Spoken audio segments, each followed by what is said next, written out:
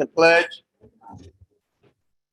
Allegiance to the flag of the United States of America and to the republic for which it stands, one nation, under God, indivisible, with liberty and justice for all. Honor the Texas flag. I pledge allegiance to thee, Texas, one state, under God, one and indivisible. Let us pray. Thank you, Lord, for this wonderful day and for the beginning of spring. You can see the grass growing and some of the trees budding and everything. We realize that we've been through a rough winter and we've got a beautiful spring coming. We just give you praise, Lord, for what you give us in Aransas County. We just look across the state, across the nation, and we just need to stop and think how wonderful it is. Thank you for the people of Aransas County. Thank you for the love that is shown and for the fellowship through trying times. I don't think they'll find any place any better for neighbor help. And we just give praise for that. Bless this court, bless our city, bless the town, bless the community of the whole. Good morning, everyone. We do item number 2. We're going to strike. It's already been approved. This typo. And also, just for knowledge, I have initiated the burn ban again this morning. As you probably know, we had 2 large brush fires that were rolling and dangerous. So I reinstituted that burn ban for 30 days. And we'll visit that with fire chiefs and fire marshal after about 25 days to see what's going on. Okay, roll call, please. Commissioner Cheney, Here. Commissioner Castleman. Here. Commissioner Russo, Here. Commissioner Lawler. Here. Here. We have a quorum. Any citizens to be heard?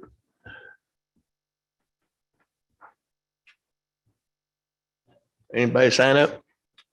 I didn't receive any. All right.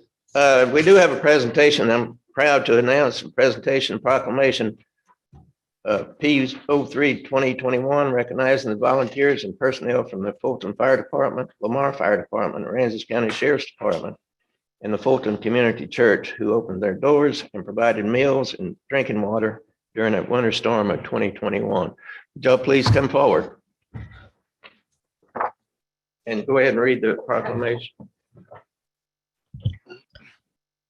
Judge, Commissioners, whereas Aransas County from the 12th day of February 2021 through the 14th day of February 2021 experienced a threat of imminent, widespread, and severe property damage, injury, and loss of life due to prolonged freezing temperatures, possible heavy snow, and possible freezing rain, conditions collectively referred to hereinafter as the winter storm of 2021. Whereas as a result of and in the days following the winter storm of 2021, a large percentage of Aransas County residents were without power and water, leaving them victim to bitter cold temperatures with no heat, no drinking water, and no reliable source of food. And whereas volunteers and personnel from the Fulton Fire Department, Lamar Fire Department, Aransas County Sheriff's Department, and the Fulton Community Church opened their doors to serve as warming stations and provided meals and drinking water to residents and families. Now, therefore, be it proclaimed on this 8th day of March 2021 that Aransas County, by and through the Aransas County Commissioners Court, recognizes and appreciates these noble individuals and acknowledges that they have truly, faithfully, and diligently performed their duties and rendered invaluable services to our citizens and community.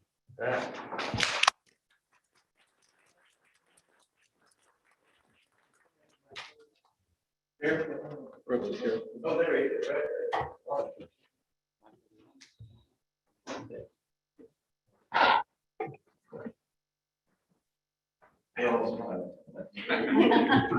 You want to get in the picture? Yeah. Okay. Mickey's trying to get out of the picture. I was trying to just let them be Trying to get out or get in? get out.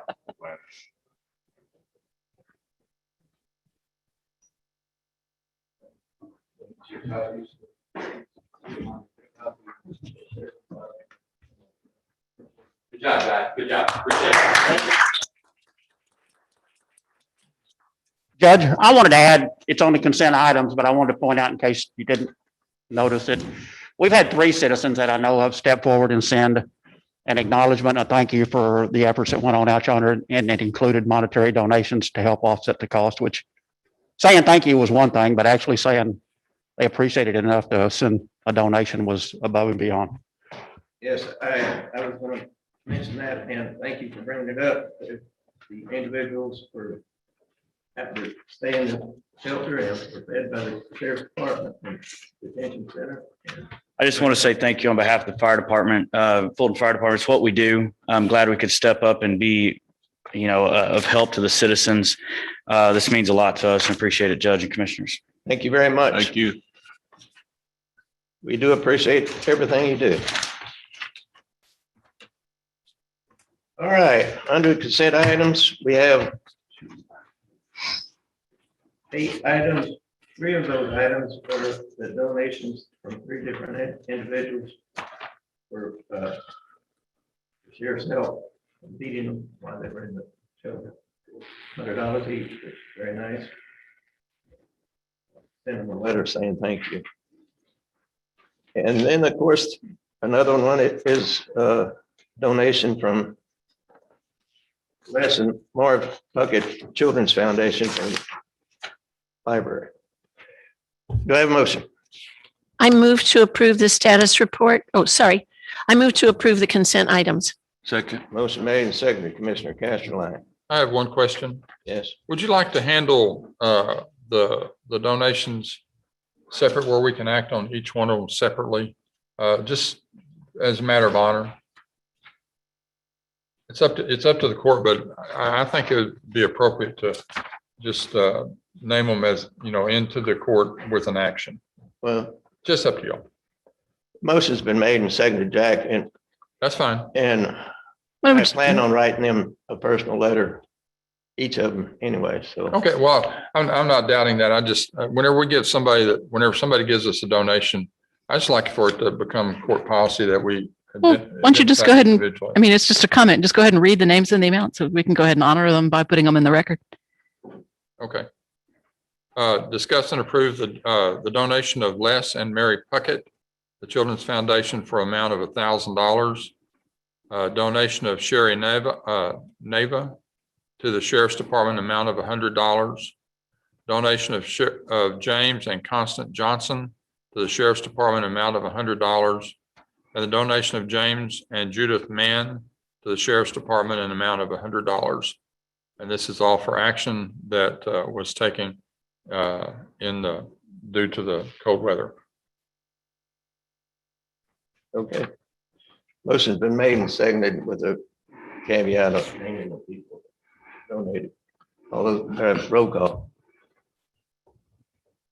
Commissioner Cheney, Aye. Commissioner Castellano, Aye. Commissioner Russo, Aye. Commissioner Lala, Aye. Judge Miller.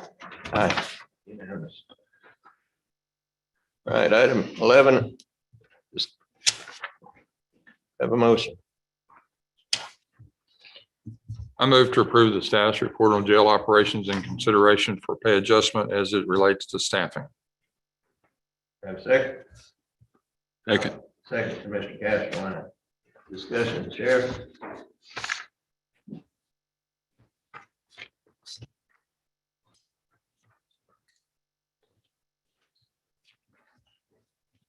I felt it was time that I needed to bring something to the court's attention. For several months, we've had a staffing issue that has started in the jail and declined and continued to get worse over the last several months. 3 people have left in the last couple of months to go to the Law Enforcement Academy in Corpus, and one of those came back and asked if he could continue on as a relief jailer from time to time, and we took court action a couple of weeks ago or a month ago on that matter to approve that. Texas Jail Commission every month requires a report from the jail about the number of inmates, the classification of them, looking at flows and everything else. But in that report, there's a line a couple of years ago they added that requires that we report the number of vacancies that we have that month in the jail. And last month we had to report 7 vacancies and a staff of 43, and we have 1 on quarantine. So we are working down 8 employees. That's about 2 per shift. Last month it was 6. The month before it was 6, and I think 5 before that. Can I put a Mark, on really what caused it. I can guess and speculate. Some of it, some people thought had to do with the stimulus checks and everything else that people, it can be the stress in that facility because we're locking you up in there with inmates and COVID and everything else, even though we've taken a lot of precautions and steps to negate that as well as we have. We've done a good job there. But about a month ago, we gave consideration, and 2 weeks ago, we wrote a letter informing the employees over yonder that we were going to go to a scheduled forced overtime to spread that burden out, because we've got to maintain minimum staffing requirements for the Texas Jail Commission. If we don't take action and find a way to correct it and improve it ourselves, their actions could be decertifying the jail total. They could come in and close a pod in the jail, which would force us to reduce the number of inmates by classification. The first to go would probably be the feds. But to force the overtime, we are bringing in one employee per shift. So we're scheduling 24 hours of overtime per day at a cost of about $660 a day. In the month of January, we spent nearly $22,000 in overtime in a line item that budgeted $30,000 for the year. And at that rate, we can't afford that bleed to continue on. So I'm coming to the court asking for consideration to adjust the salary over there as a starting point to try to find something to make that job attractive. We're not even getting bad applicants right now. I did talk to Refugio and San Pat County, and they're staffed, but you can live in those two counties for considerably less than you can live here.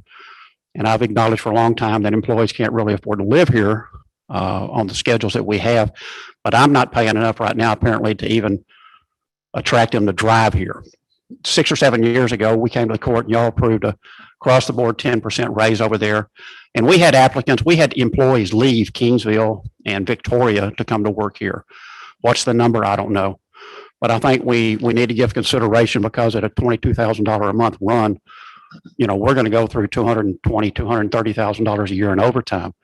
And that's with me forcing it on employees, which is going to subject them to being tired. They're going to get a little bit, I think their guard's going to drop. I run the risk of having those that don't want to work the overtime.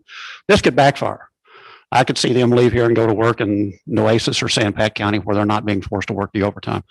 So the court needs to give some consideration, but I think y'all needed to know just where we're at and what the situation is, and that we've gotten to a forced overtime to try to maintain minimum staffing. We're not hauling prisoners right now to federal courts in Corpus or Victoria. Now, when that starts back up, as we're seeing the state courts, district courts here are starting back up, we're going to need all 8 of those people, and I won't be able to get by with one person a shift. I'll be looking to bring in 2 per shift. So that's $660 a day is going to double. So that run rate is going to get out of hand unless we can find something to make the job here attractive. And if y'all got any ideas, we can entertain that discussion. But I think it needed to come to the court, and we've run some numbers through the auditor's office. But we've got an overtime issue, and it could become a safety productivity issue. And I could lose more employees by forcing the overtime on a long-term basis. You asked where the money would come from. Number one, the reduced cost of the savings for overtime and the rate that we're going to be running at would be one place. For 12 years, we have met budget in the sheriff's office and the jail. The savings last year that we returned to the general fund is twice the amount we would need to consider an across the board raise. We have always maintained and come in with enough money for the last several years to have funded this on just about any year we wanted to do it.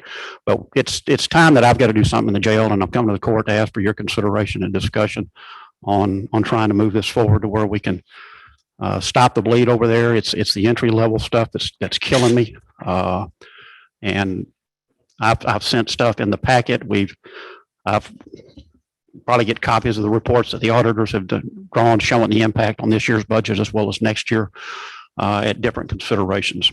But I'd leave it to y'all right now to got any questions or discussion. What is entry level pay right now? Entry level is jailer in Aransas County on an hourly rate makes $18.30 an hour. About $40,921 is entry level for a jailer. You're not having any issues above entry level? We're having people leave that are above there, but it's entry level is the figure you're throwing out to attract applicants, and I'm not even getting that. So I mean, it's a problem of number one, trying to retain the people that I have on a salary they can afford to drive here or maintain an interest when they can live in Nueces, San Pat, and Refugio County at a lower rate and cost. We're dealing with that, but I'm not getting people interested in applying to come in and start.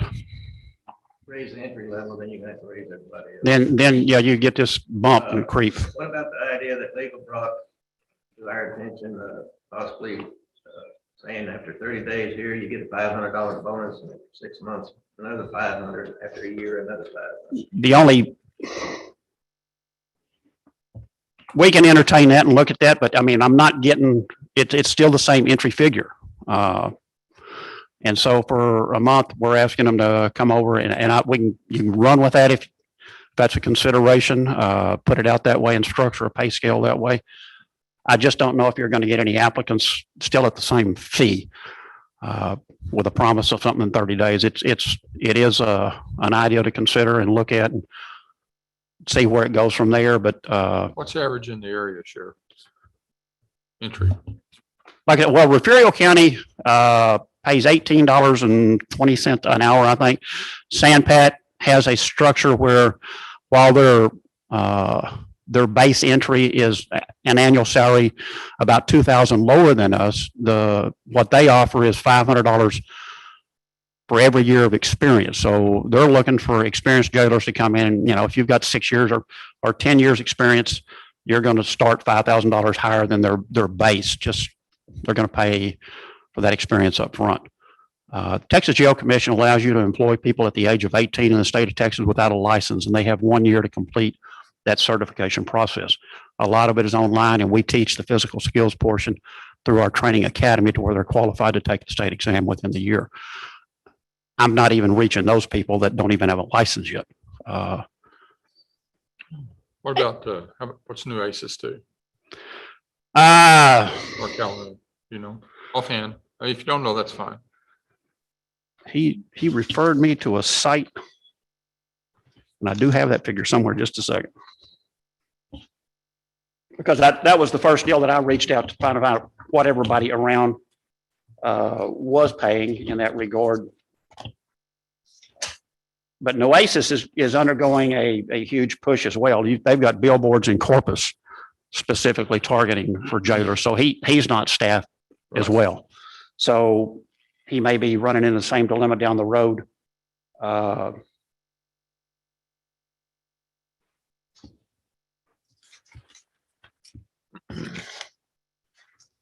But he referred me to a site to look at, and I did look it up. Okay. That's okay, Sheriff. Is it more or less than what we're doing? They're in line. They're close. They were close to us on an annual deal. There's an annual computation, I think, and not an hourly rate. But I've noticed the billboards at 2 locations in Corpus. One is on the crosstown, and the other one, I think, is as you're leaving near the Harbor Bridge, where they're looking for applicants. That was a discussion that was thrown out here. I was told, we could buy a billboard. Well, that's $7,000, I think it was, for 2 months or something. It was pretty high. And a lot of times I was told once before, what was the last thing you bought on a billboard? Yeah. You notice a lot of people don't pay attention to them, or they've driven by them and didn't get the details off in time anyway. But we did run an ad in the pilot. I noticed last week. We're advertising in the paper, and I put it on my site as well, trying to do everything I can to try to find applicants. I believe there are people in the community that are looking for employment and trying to drag them in, and we may see a result of that in a couple of weeks. I don't know, but I think the court needed to know that we're bleeding in overtime. And, the Texas Jail Commission, they put that line on the report as an indicator of a problem in a facility. Last year at this time, we were reporting 2 and sometimes 3. So we were averaging probably 2.5 vacancies a month, which through attrition and turnover, because people leave because their spouses have new employment or they're seeking new employment. We've had the rare occasion where we've hired people and got them in there and they didn't last a day just because of the stress. It's something you can't test for, as far as the mental part of it. When the doors start closing, you realize you don't have the key to get out either. It's it takes a special individual, I think, mentally and psychologically to work in that facility because of the environment you're in. But the drag that we have here is trying to match surrounding counties in pay is just half of the problem whenever they can live somewhere else cheaper and go to work closer. So we've got to find a way, I think, to adjust and compensate against the cost of living here in Aransas County, and not looking to compete with Portland PD or anybody else. You know, Portland's moved to the front of taking employees away from every agency in the area, but they've got a whole different tax base than we do, and I recognize that. But we need the court, I think, to give some thought and consideration to. Do you have any type of suggestion or yet, or? We need to report back. And we got another meeting next Wednesday or next Monday. Want to get together real fast and sit down and brainstorm it. Could I make a couple of observations? One, last year when the budget was being considered for 2021, and I was not sitting on the court, I was still advocating for an increase across the board for the jailers and the deputies, because I was here when the last increase went into effect and I saw what an impact it had. And I think we're overdue for that again, just for the sheriff's office to stay in the market. I also do not subscribe to bonus thoughts, because you bring someone in who's going to get $500 after they've been here X amount of months, where you have other people who came in at the same dollar amount and they're watching somebody, even though they now have a few months or maybe some years on the job, and somebody else is getting $500. It'd be to their advantage to leave and come back in a month, which isn't beneficial to the system. So those are two observations. I think definitely the salaries need to be changed for jailers and for deputies. The other observation is, are exit interviews being conducted? Serious, confidential exit interviews to find out why we now have 7 vacancies instead of an average of 2, because that would perhaps indicate that there's a problem other than salaries, perhaps in management. Those are my observations, and I'd be glad to serve on the task do force. take place, but we don't conduct those. It's HR, and I couldn't speak to HR conducts them, I know, but what's the they're cause. confidential, so I don't know what's in. Like I say, I do know we've had, I believe, 3 officers leave in the last 3 months to pursue a career as a peace officer, so they've gone to the academy. And that's a normal deal that we've seen over the years. And a lot of those we have hired back that started as jailers. They completed the certification. We bring them back as deputies. I remember those, some of them. And that has proven to be, it's paid off for us. I currently have an employee in the detention center who was a deputy here before, left, has come back to the area, but I didn't have a position on patrol for him, but I did. We've taken him on in the jail, and he's kind of in the wings, where if I have a patrol position, he's plug and play more or less and get ready to go, because he has worked there before. So that's worked for us. And I couldn't speak to just why for the last 5 months we've seen this steady escalation of numbers of vacancies. But the fact that I'm not getting applicants is more concerning to me, and I'm not. This a suggestion. Why don't you get with auditors and the treasury and work out a increase of what you think might be attractive in the future, and of course you'd have to increase everybody else too.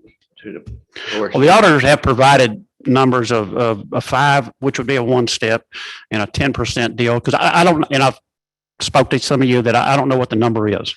I wished I could tell you a step would do it. I don't know, and it may be a progressive deal that we have to chip away at and find where that tipping point is.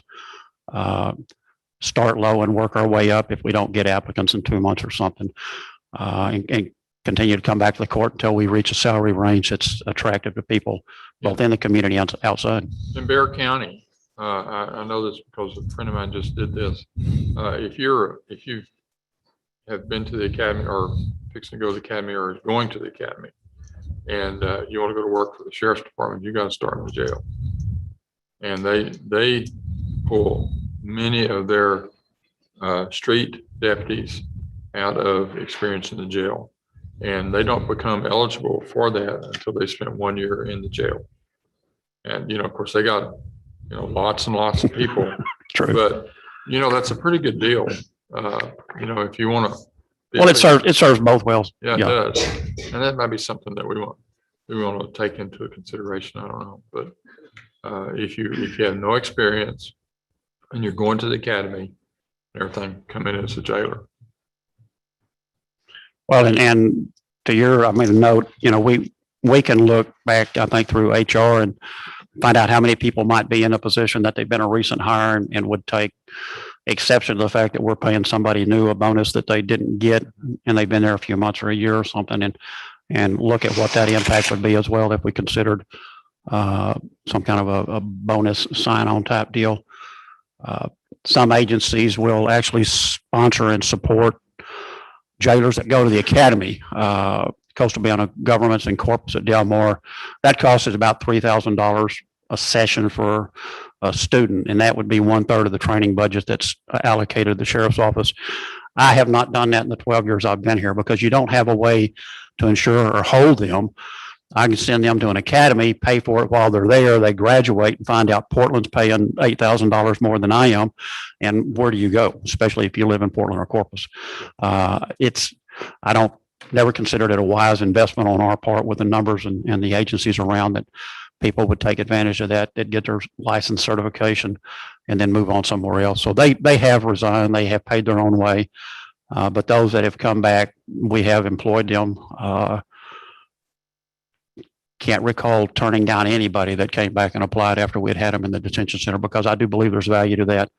They learn maybe not as much of the street, but they do know who the faces are in the jail. They know what the policy of the sheriff's office is, and they understand the workings of the county government here. So they're ahead of somebody else that's just stepping out of the academy because they had that jail experience. But I can get with the auditors, with the treasurer,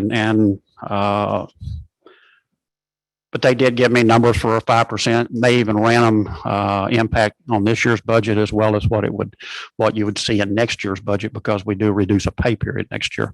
So they were pretty diligent across the board and some options and opportunities out there. But if that's what you'd like to see, we can do that and come back at your next meeting. What's the pleasure of the court? When you come back, will it be as an action item or will it just be as information? And then we'll have a chance to. Be both. I'd present it probably as an action item for you to consider and take action on, whatever we can provide and bring you, not only in what it's going to cost, but the impact, see where we go. And that was the reason for the wording today, to where, if y'all had an idea you want to take action on, it was worded in such a way that we can move on it or progressively move at it. But if you'd like to see a more detailed presentation, then I can get these printed out and we'll have more numbers. You said you have the numbers for a 5% increase. Do you think 5% would be attractive? Or?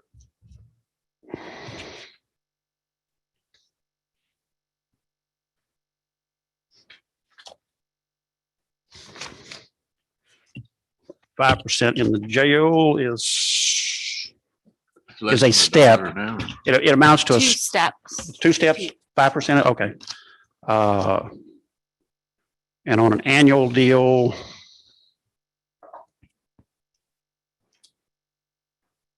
But doesn't that calculate that's less than $1 an hour? Doesn't seem very significant. I'm trying to follow these little numbers.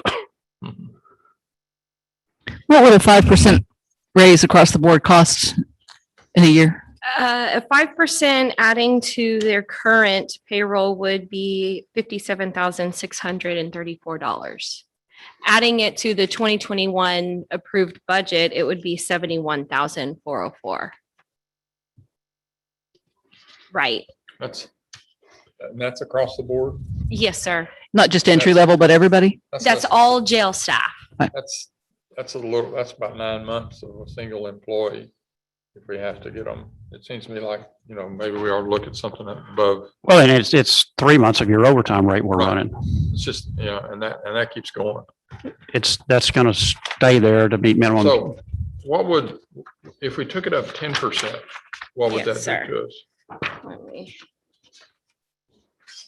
Double. Twice as much. Yeah. 10% added to their current payroll would be $164,793. Is that with burdens? Or burdens No, stay the sir. same?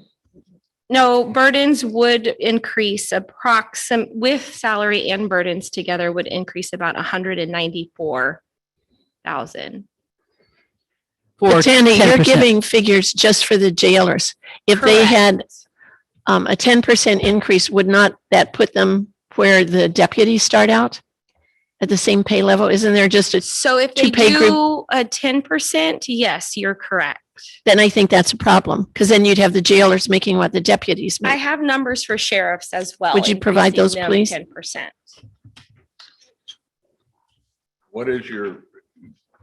What kind of vacancies do you have in deputy? In patrol, we're at staff right now. In fact, like I said, we've got one employee. You're not short anybody in deputy, so you don't have the same. No, sir. Well, but Well, we do it time. Would if the the issue would become that if I can make as much in the jail as I do as a deputy, or close to it, I may have people applying for that. And then when patrol positions become available, nobody's going to want to go out there and be in the weather. I do believe the deputies need to stay above the jailer. That would create a systematic problem, I think, just in the attractiveness of the job then, and patrol positions would be harder to fill if my jailers are making more, but it's a whole different, qualification level and as well as their continuing education is The 10% for sheriff's department would be 97,825. And then add that to what the jailers would be. So 194 plus 97 total, Where are we at here? Let me get these. 291. too many sheets. I know.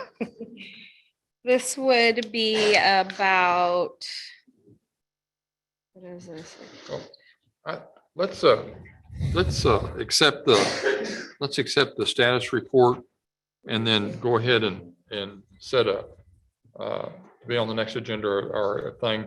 And I would suggest that we perhaps appoint Ms. Russo to work as the court's direct representative to that and bring back a recommendation. That's what I'm fine with that. Like I said, we can take these 6 different sheets and actually put them on one spreadsheet to show the Well, 5, the 10 and this year's the- impact and next year's as The jail well. and the sheriff is a complicated deal. And, we got a lot of stuff on the agenda today that's going to be complicated too, but the sheriff's, sheriff is one of the three designated elected officials for counties from the very beginning. And, the beginning founders of Texas and the United States understood that you had to have a safe environment in order to progress.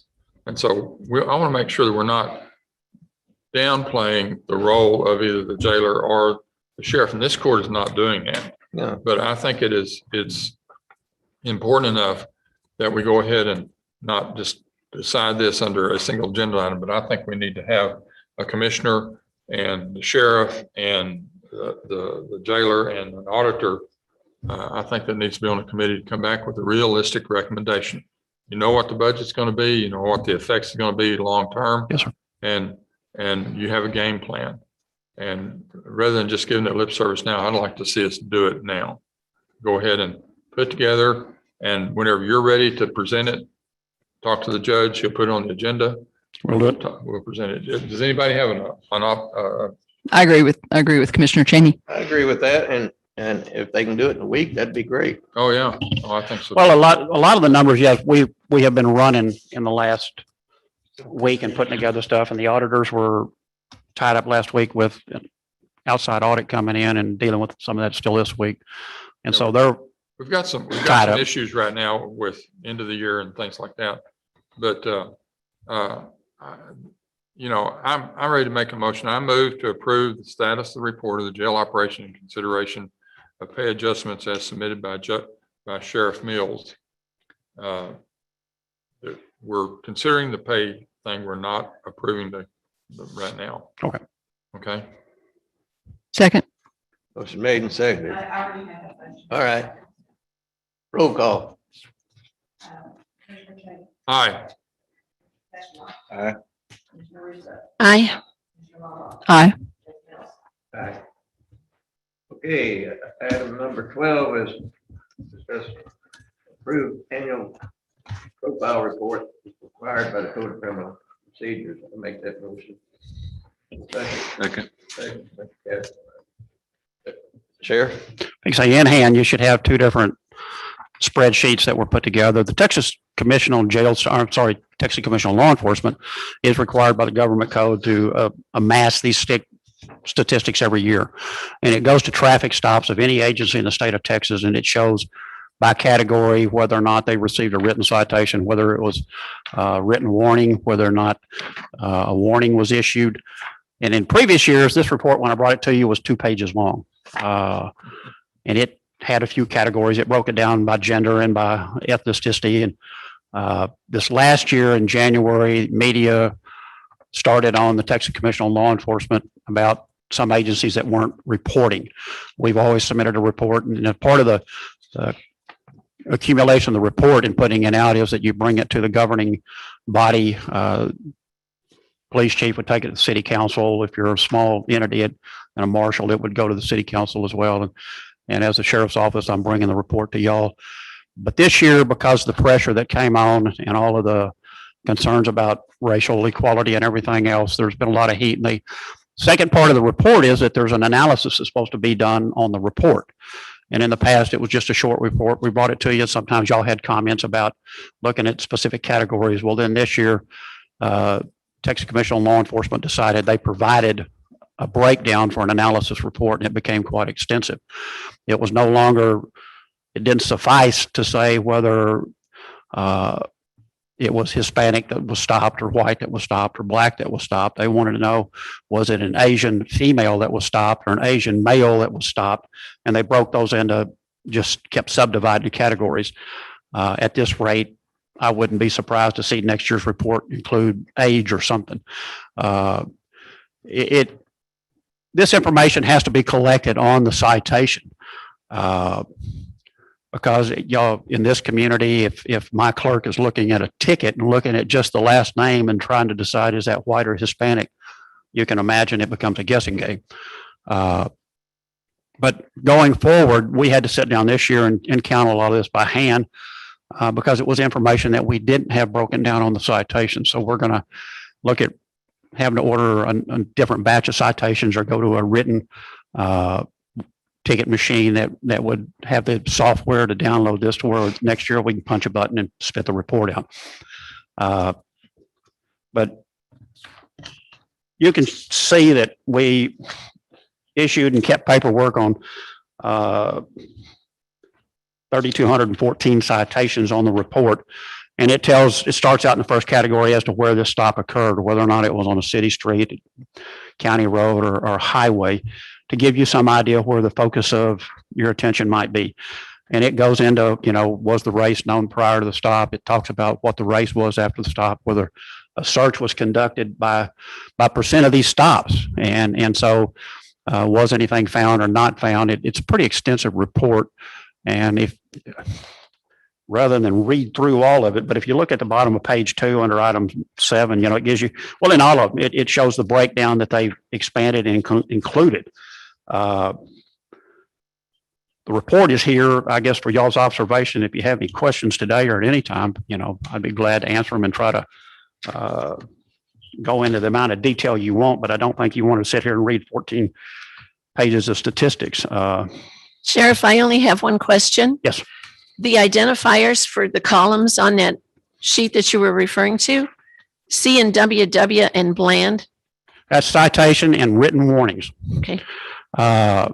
If we make a stop and we don't issue a written warning or a citation, state of Texas in last legislative session said that under the Bland Act, we have to provide every stop with a written directive of how they can either bring a complaint or a compliment to that agency? What's the complaint process, the appeal process? And so we have a written form that we hand out when we're not issuing a written warning that tells them how to contact the office and who handles that within the sheriff's office. That's required by law of any traffic stop in the state of Texas. Thank you. Any further discussion? Roll call. Aye. Aye. Aye. Aye. Aye, unanimous. Well, Did a good job. thank you. Oh, on a side note, did get confirmation we're going to receive 100 doses of COVID vaccine for the jail. We had become a provider and applied for that. And we got word yesterday that it was on the way and it's supposed to arrive today, and it will be the Johnson, which will work great in the jail facility, because then if they bond out, if they're transferred or released for any other reason, I don't have to go run them down for a second dose. How many inmates have you got? We running about 160 inmates right now. We applied for 150 doses. They're sending us 100. The acceptance rate in the jail, while I can't force you to take the vaccine, the first time we sent the inquiry out, we had a real low response from inmates in the jail. And then we drafted letters showing that you're either going to sign a refusal or accept it. I don't want somebody next week saying I asked for it and they didn't give it to me. When the refusal letter was attached to it, and we had a response rate of about 66, 67 inmates that said they would take. So you're The going to get vaccine. enough doses to cover the current I population? that believe wants so, it? unless we see a big turnaround in those that are there. But we will take care of what we can, and the rest of the staff, the emergency responders in the county that had not received a dose. And then after that, as a private provider, which is a play on the words, I don't consider the jail a private deal. It's a public facility. But state guidelines allows those additional vaccines to be dispersed at our discretion. And my intent would, I think, first go to Patricia Arnold and find out it would be the excellent vaccine for the Meals on Wheels deal. Those that are homebound and can't get out, to administer those with the Johnson. That way you're not having to follow up the second trip. But the entire 100 doses will be dispensed this week. First off, to the inmates that are incarcerated. Are there law enforcement personnel who are still looking for it and haven't received it? Yes, ma'am. We have some first responders in the county and staff personnel that have not received a vaccine. Now, Would you Refugio did propose come over. going to ACMSI first instead of going to law enforcement personnel? Excuse me? Would you propose going to Patricia Arnold first rather than going first to your law enforcement personnel who still want to get vaccinated? I would do my personnel. That number is a small number now. We were down to about 4 last week, and I don't know who participated. Refugio came over last week. So you should have enough to cover. Oh, both. yes. Yes, ma'am. I expect to have probably 30 doses, unless I see a change in the jail population stepping up for this. I expect to see probably 30 doses become available to the general public, and we'll work off that list. Okay, thank you very much, sir. Item number 13, do I have a motion? See, I move to approve order 002/2021 in response to petition from Travis Kelly to close, abandon, and vacate a 20-foot alleyway in block 292 of the Manning addition in Aransas County, Texas.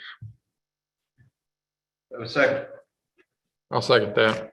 Second, Commissioner Janey. This is a block that's off of between San Antonio Street and Fort Worth. The applicants own the whole block. There's an alley in there.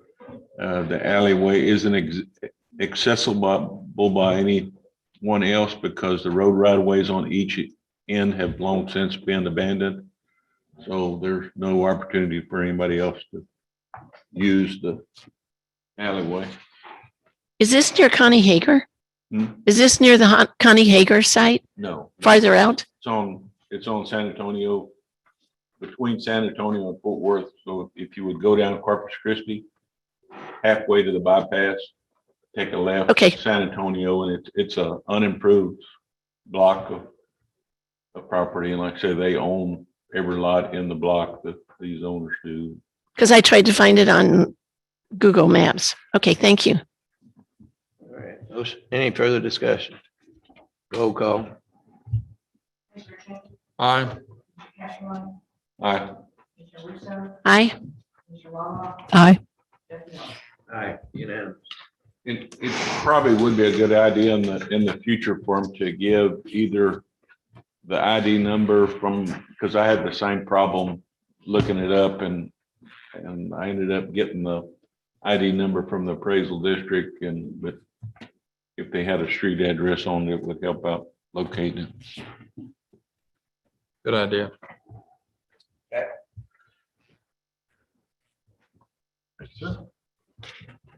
Okay, item 14, do I have a motion? Have you already? No, you have. We have a motion on item I 14. move to approve the variance of county subdivision regulations on the minimum lot size and building setbacks at 578 Mesquite Tree Loop for lot 578-R Mesquite Tree Section Holiday Beach subdivision. Do I have a second? I'll second it. I Any don't know what this discussion? I don't know what this one's about. Can you just tell us quick? Kat, are you on? Yes, sir. This request is by the owners in order to combine 2.5 lots into one lot. They have already received the approval on their septic and pulled a building permit to build a new home. It is just to give the home a bigger yard and footprint. Hey, thanks. But it's still less than the minimum that the county usually requires. Is that correct? Yes, ma'am. Larger than it was. It's an improvement, but not up to where we would rather. Okay. How close is it? Correct. Yeah. How close is it to being where it needs to be? What was your question, guys? It is. How close does this get? It's to ideal? 0.357 acres and the county's requirement is usually 0.5 acres. Correct. So it's about a So third it's of an acre rather two-thirds than of the way half there. of an acre. Historically, we've been through anything. They already have the ability to put a septic tank on it the way it is in the smaller state. So Right, they're historically, grandfathered, We've so- approved if they enlarge the lot by combining more than one lot. Yeah, we were just curious how close they were getting. I mean, it's always an improvement if they're grandfathered and could have stayed the old place. So Yeah. we're happy that they're moving in this direction anyway. Okay, thank you. Any further discussion? Roll call. Aye. Mr. Cashmore. Aye. Mr. Russo. Aye. Mr. Blah. Aye. Seven Mills. Aye, unanimous. Item 15, do I have a motion? Move to approve the variance of county subdivision regulations on minimum lot size and building setbacks at 19 Estates Drive for lot 18R Palmetto Park Estate. Motion made, do I have a second? I'll second that. Second, Commissioner Cheney. Any discussion? Is there a house on this lot or are they planning to build one or is this another one where they're going to be grandfathered? This is another one where they're grandfathered. It's an existing home with an existing guest house, and they are upgrading the septic in order to come into compliance. Thank you. Yes. Any further discussion? Roll call. Mr. Kane. Aye. Mr. Cashmore. Aye. Mr. Russo. Aye. Mr. Blah. Aye. Seven Mills. Aye, unanimous. Item 16, do I have a motion? I move to approve the variance county subdivision regulations on minimum lot size and building setbacks at 1724 South Cassuth Street for lot 14R, block 169, Manning Addition. Do I have a second? I'll second this one, but Kat, what's this one about? This request is to have a septic system to allow for 1 cabin and 3 RV spots. It will not be an RV park. However, the owner wants to have the option of having families be able to use the RV spots, and which is why the replat is required for the septic system. The setback request on variance is to to provide enough developable land on the property after the replat to still allow the cabin and 3 RV spots. It is a request for 5 feet on the interior lot lines and 15 feet on the lot lines abutting the streets to maintain safe line of sight for oncoming traffic. And Kat, this appears to be combining 3 lots into one. Yes, sir. My question is, how will this impact other landowners in the vicinity? Are there similar cabins and RV sites around this area, or are they homes? It is similar type of homes. There's a fair amount of manufactured housing and RVs in this area. There are single-family traditional stick-built homes, but this area is, particularly this block, is largely undeveloped and does have a lot of other types of similar homes. Any further discussion? Roll call. Mr. King, Aye. Mr. Caplon, Aye. Mr. Russo, Against? Mr. Lovett, Aye. Ms. Nelson. Aye. 4-1 against. Item number 18, or 17, I'm sorry. Have a motion. Move to approve the proposed plat for lots 1 through 8, block 1, Harper's Landing on Copano. Have a second. I'll second that. Second, Commissioner Cheney. Any discussion? Kat? This proposed plat is to take 4 1/4 acres and make 8 half-acre lots for single-family homes. It will have city water, and the half-acre lot size will allow for the required acreage for septic. Is this near the curve that's on 1781? It's between, you know, where you take off 7881 and go into what's referred to as Copano Village usually. Yes. It's that piece of land. If you see the map on there, it's kind of in the middle of 2 roads. Okay, that's where I thought it was. Yeah. How will the increase in the traffic be handled if you're putting in now 8 single-family homes? Because that's kind of a tight area and it's a bad curve.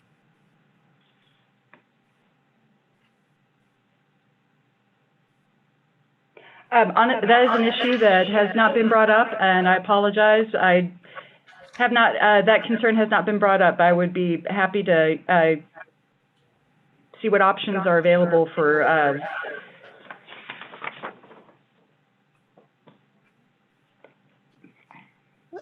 It seems like, what is the name of the road on the inside? Is it, Copano Drive. okay.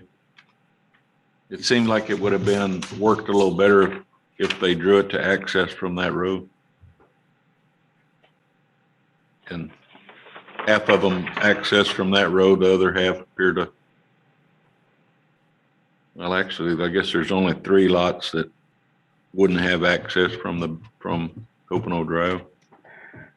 Yeah, 2 have access The from rest of them all do. both.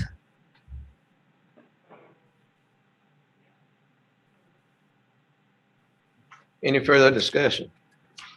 Kat, I apologize for not being more familiar with this one. It is in my precinct, but is this these 2 roads exist? Has this previously just been an undeveloped Vacant land, yeah. eyeball shaped? Okay. Yes, ma'am.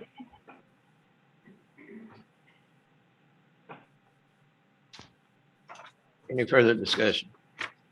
Roll call. Aye. Mr. Caplon, Aye. Mr. Russo, Against? Aye. Ms. Nelson. Aye. 4-1 against. Item 18. I move to approve authorizing the county library director to seek and apply for a $500 HEB grant to be used for summer and children's programs. Second. Motion made, second, Commissioner Castro. Any discussion? Roll call. Mr. King, Aye. Mr. Caplon, Aye. Mr. Russo, Aye. Mr. Lovett, Aye. Ms. Nelson. Item 19, do I have a motion? I move to approve authorizing the county judge to sign the renewal of the program agreement with Texas Association of Counties for the Affordable Care Act reporting and tracking service. Second. Second, Commissioner Lombard. Yep. Any discussion? Roll call. Mr. King, Aye. Mr. Aye. Aye. Aye. Approve February 2021 contingent healthcare report. I'll make that motion. I second it. Mr. Russo. Yes, ma'am. You need to come to the mic, please. There's one right there, I believe.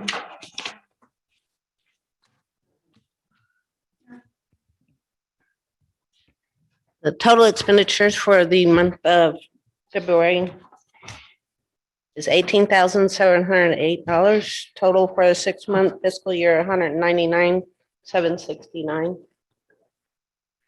Any questions? I just make the observation, we're 42% of the way through the state's fiscal year. And if you look at the 4% amount, we're almost at 50% of that. So hopefully, I mean, if you look at the 8%, then we're only at 24%, but Right, so I got 1.95, almost 2% of what we have mandated to spend. right. No big expenses this month. No. Good. Need further discussion. Roll call. Commissioner James. Aye. Commissioner Castleton. Aye. Commissioner Russo. Aye. Mr. Law. Aye. Aye, unanimous. Item 21. Have a motion. Move to approve the budget line item transfers. Second that. Motion made and seconded. We know the answer to that, but We have none at this time. roll call. Commissioner James. Aye. Commissioner Castleton. Aye. Commissioner Russo. Aye. Mr. Law. Aye. Aye, unanimous. Item 22. I move to approve accounts payable and payroll liabilities. I second it. Motion made and seconded. Commissioner Russo. Any discussion? Anything new or? No, sir. This is just the normal payroll and accounts payable. It does include the insurance that we approved last time, the renewal of our property insurance. Okay. Any further discussion? Roll call. Commissioner James. Aye. Mr. Castleton. Aye. Commissioner Russo. Aye. Mr. Law. Aye. Aye.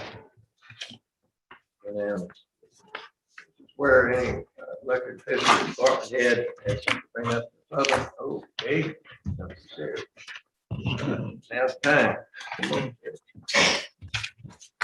Couple of items. Number one, I wanted to keep everybody informed. This last week, we did jury pre-qualification, so jury trials in Aransas County will be getting underway the 15th, I think was the date. And we brought 3 different batches. We sent out 1,200 jury notices and brought them in 3 different groups, and it went, I think, relatively smooth. Jump between courtrooms and pre-qualified people, and we'll have jurors coming back to make a selection on the 15th. As a part of that protocol, we will be screening if anybody is detained in the facility at the jail. They will be screened before they're brought to the school for that process. But I wanted to announce and ask everybody to spread the word. Last Friday afternoon, we made a decision because we're doing 1,170 vaccines Wednesday in Aransas County on a scheduled process. We made the decision that we needed to use the Rockport Beach Park, and so it will require the closure of the beach park Wednesday. It will be operational Tuesday and Thursday and the rest of the week. And while this may be an inconvenience to some people that are traveling here to enjoy it, Malcolm, I think, echoed to the judge that the safety and health of the county residents exceeded any consideration for fund and revenue with the beach park. So if you could just spread that word, I put it out on my site, and I've asked the judge to put it on the county site where we kind of soften the inconvenience to some people that may be traveling. It's just, it's the one area in the county that we can control the flow of traffic, the access, and we have enough staging area. Because 1,100 vaccines, while that doesn't match Nueces County, they've got a show barn. They've got, 10 times the staff over there working on that, and that's an all-day endeavor. I do believe it can be pulled off here with a high degree of efficiency. And in the previous clinics that we've had at 100 and 300 doses, there have been people from the Department of Health with clipboards doing observations. And so if you can't handle 1,000 or 1,100, we probably won't get 1,000 or 1,100 next week or the week after at any time. So it's important, I think, that we do have a good showing Wednesday with very little inconvenience, that it comes off effectively. So will be going on Wednesday. Sheriff, where the actual vaccination, does that happen on the fairgrounds? No, ma'am. It'll Out be at on the the end of the beach. beach. So that down at- near the pavilions or something? Yes, ma'am. We'll use the entire length of the beach for staging traffic.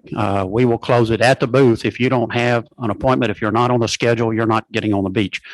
Now, they can park in that free parking area, and if they're here as tourists and they want to walk down the beach, we're good with that. But vehicular traffic will be closed except 2 people that are scheduled and have an appointment on that time slot. And that way we have the length of the beach up to the mid-beach pavilion. You've got parking lots there as well as the boat ramp for people that have not completed the paperwork or don't have the information that they need to proceed on. At that point, then they will be met with a big group of volunteers that will assist them with the paperwork before, when they get to the end, they will receive their vaccination at the end and proceed on to the parking lot at the end and stage there for 15 or 30 minutes, depending upon history. If they've had issues with vaccines in the past, they will be observed by 30 minutes by EMS personnel that'll be staged there as well. So by the end, you mean way down at the very end. second pavilion that's At kind the of end right beach- near In Key beach, Largo? yeah. So we're not using the fairgrounds at all. It's going to No, start ma'am. at the No, ma'am. kiosk where Correct. right. Okay, good. So we should not interfere with traffic before the beach, although there will be people that'll show up and we'll have to turn away. So there'll be a certain amount of traffic turning at that point. But there's a planning meeting this morning at 11 o'clock to put these final details into place. We try to work Friday and looked at the school grounds since they were on a spring break. But since we have not run a program there or a clinic there, we were concerned about whether or not we could efficiently control the flow of traffic around the school with the Enterprise staying open. That's closing. That's not an option. And so late Friday, we just deferred, and Judge had contacted Malcolm and we got back with them and told them we would use the beach. I just wanted to share that so that we could get it out to as many people in as many places as we can so that we can avoid all the extra traffic that we can of people going down there thinking it's open. But it will be open the rest of the week so people can enjoy it. I understand thousands do come here for that.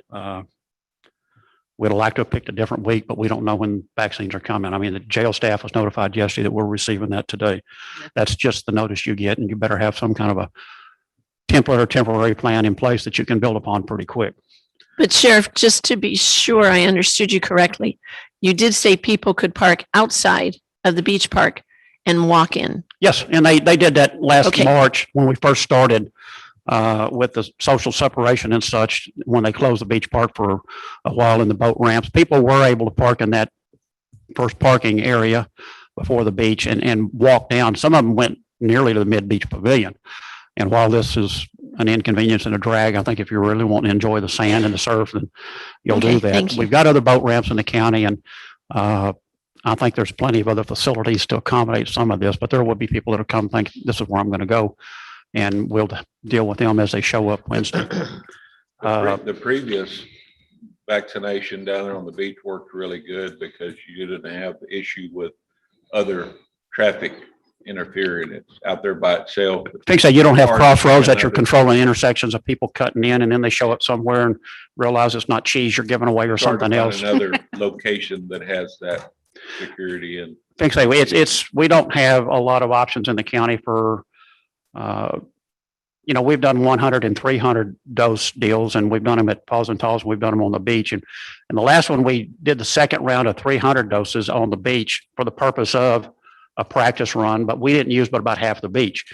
People were able to come as far as the boat ramp, and that's where we turned it around. But we realized, this thing is going from 300 to 1,100 and something, and we're going to need the entire beach just for the volume of traffic. It's 3/4 of a mile long, and it will allow us to accommodate quite a few cars in a line even prior to the parking lots to finish their paperwork if they're not done. What are the hours? I mean, is it going to cut off at 5 and then people can drive onto the beach after that, or is it just all day? It'll be an all-day deal because the vaccine won't arrive here probably till about 9:30 or 10 in the morning. It comes from Harlingen I just mean to tell the public they should count on not being able to get onto the beach Wednesday. in their car that whole day. Yes, ma'am. Okay. Got it. Because those that come early, then we're tasked with trying to get them Yeah. removed and later on. I don't look for this to end. It's Could going go into to the go evening. late. Yeah. Okay. How do you- Sheriff, how do you get an appointment to this? You can go to the Aransas County site, aransascountytx.gov, gov, I think is what it is, and But you have scroll to down. Already be on it. There's already Yeah, 11,000. people are already, on that we've list. got a standing list already, but people that are asking and wanting to add, yes, there's a link there to put them on that site and get registered for future deals. They've been working off of that list for the 100 doses for the over 75, and they're having one of those clinics again tomorrow. And so Sheriff, do you know, for people who put themselves on that list and then were able to go out of county and get a shot elsewhere, is there a way to remove themselves from the list so that we have a better idea of how many people still need vaccination? this morning at 9 o'clock, we started a process in the EOC, and Rick's gone, probably down there now. We've got volunteers making phone calls. Those people will be called today to give them a time slot and pre-screen them as well. And if they've already had their vaccine, that's question number one. Did you get it somewhere else? We take them off the list and they'll proceed on down until they get probably to 1,100 names. There'll be some purging that'll occur. Yes. This is the dual vaccine. Yes. Yes, I believe we're Moderna is what's going to go on the beach.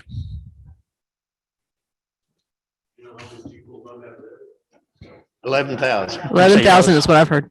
So it'll take a while. None of the people, new people signing up today will eventually get there, but for Wednesday, it's for people who are already signed up. Fix that. And in the calls last week that went out for the over 75 age group, Patricia Arnold did report that there were some people that declined to come down and take it because they were waiting on the Johnson vaccine. I keep hearing that. And you know, I'd say that's their individual choice, and it may be more convenient, but the Johnson is what I was reading early on was going to go to the mega sites that, you know, but we did receive a call a couple of weeks ago and asked if we'd be interested in it. And because of the detention facility and the nature of somebody could go on a bond or get transferred, you know, it's ideal for people in that situation. And I know there's going to be criticism, but gee whiz, you're going to give it to inmates. I can't withhold medical care from them just because they can't get to it. I'm probably more duty bound to make sure that they have the opportunity, the option for it. So we did apply months ago and went through the process. We were like everybody else now waiting on the vaccine. You don't get a lot of notice. The only other thing, the Texas Jail Commission this last weekend did send out a deal because of Abbott's order. There will be a relaxing as well for non-jury trials, but a plan has to be put in place, I understand, for the Office of Court Administrators on how you're going to conduct that. But the jail as well, visitation is being opened up, but you have to submit a plan first on how we're going to handle it and maintain the social separation of visitors as well as the contamination aspect in the facility. That plan has not been written yet. It just came out this weekend and we're working on it. So hopefully, you know, we'll see the jail with the opportunity for families to come visit again in the near future, but it will be a very controlled environment. We've had pretty good success in there, and we're not going to drop that guard, but we're going to ease into it. But those are the three things that I wanted to bring to the court and let you know we're working on. Okay, thank you, Sheriff. Anyone else? There was a real successful fundraiser at the Sugar Shack in Fulton for the Fulton Volunteer Fire Department on Saturday that they raised in excess of $20,000. Wow. It was something that was put up in just a few days, and actually Fulton in a couple day period of time actually put a parade together because this would have been Oyster Fest weekend. Another thing I think that kind of goes along with what we did at the first of the meeting. I think we actually have other people that made big donations to feed people that we might keep an eye out. I know of one restaurant that I heard of that when their power went off, they took all of their stuff that might have spoiled and split it between the church in Fulton and another church in town. It was supposedly a really large, I've heard somebody from the church in Fulton talk about it as a substantial donation of real good food. That's mighty nice. Great. Yeah. May want to have a highlight every month, because we get a lot of donations for different things, especially like for the library and things like that. Just have donations as a separate group on them. Okay. You already thought of that, didn't you? Mine is a request, and this is primarily for citizens to be heard, people giving presentations, things that are maybe not quite on the agenda, somebody who is speaking and has maybe at a time like this, they have an idea of something they want to talk about. And you don't have to do this, but I would like to appeal to you to send me electronically a word version of what you're saying. Going through some of these minutes, some of these are, I do my best to try to reflect what is really within the court, but some of them are 20, 30 pages long, and it's very difficult to hear the recording, and it's incredibly time consuming. It's my job. I understand that, and I will do the best I can. But if you can help with that, I would it'd be most appreciated. Thank you. All right, thank you. Jackie, Yes, y'all have the January report, fees report. If you have any questions. Judge, I wanted to say something. just a minute. Fee reports? Yes, sir. Anybody have any questions on fee report? All right, thank you, Jack. Okay, Kat, what do you have? What was Iris? Iris. Yes, Sorry. yes, sir. I was just gonna inform the judge and the court, Commissioners Court, that the library is working with the chamber on becoming a geocaching location. Tell us what a geocache, Geocache. remind us what a geocaching location is. Ma'am? I know we've been told before. I just can't remember. It's a treasure hunt using a GPS. Right. Oh, okay. Oh, I think Diane So- Rose must have mentioned. That's great. Yes.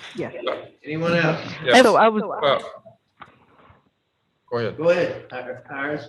Thought you were- well, if there's any more questions, it's mostly to bring in more tourists in. Yes. Thank you. Thank you for your. Thank you. I just had a question. The court had received a certified letter from the NAV district towards the end of February requesting collaboration to keep Little Bay from becoming an impaired waterway. And are we acting to meet with them? They'd given us several different weeks. Yes, ma'am, we are. Okay. So there will be a meeting scheduled, or there is? I don't know that it's going to be the whole commissioner's court, but yes, I've talked with Commissioner Decal and the mayor, and I think Commissioner Decal has the organization coming in to talk about what they can do to help with Little Bay, and that's, I don't know, I think it's the 24th or 25th. Pardon? 24th or 25th, right? 24th or 25th. Okay, good. I'm glad to hear that. Thank you. Don't we have a report from the engineers possibly next meeting? Yeah, we'll have a report from our engineers on Little Bay on the 22nd. And their thoughts on how to solve the problem. Kat, I had, or, well, really just everybody, I had one suggestion. Whenever we start talking about setbacks and alley closures and everything, the agenda really needs to reflect what precinct that's in and who the commissioner is, or at least the precinct. And the commissioner needs to be contacted by staff that this is going to be on the agenda so they can get in and check it before we get the packet on Friday. And I apologize. I normally just call Kat and I let this one slip by. Yeah, I think it'd just be, we know which precinct it's going to be in whenever they set it. And I think we need to do that, make sure that commissioner is aware that it's going to be on the agenda. It's just, Yes, sir. it just would help us out. Anything else? That was a long discussion. Have a motion to adjourn. Adjourn. I second it. Motion seconded several times. If we all second, does that count as a I vote? think it'll be unanimous, so I'm not gonna call. What do y'all got? Oh, yes, the closed session will not, we will not go into closed session because our attorney from PAC will not be here today. All right, that's it. Thank you.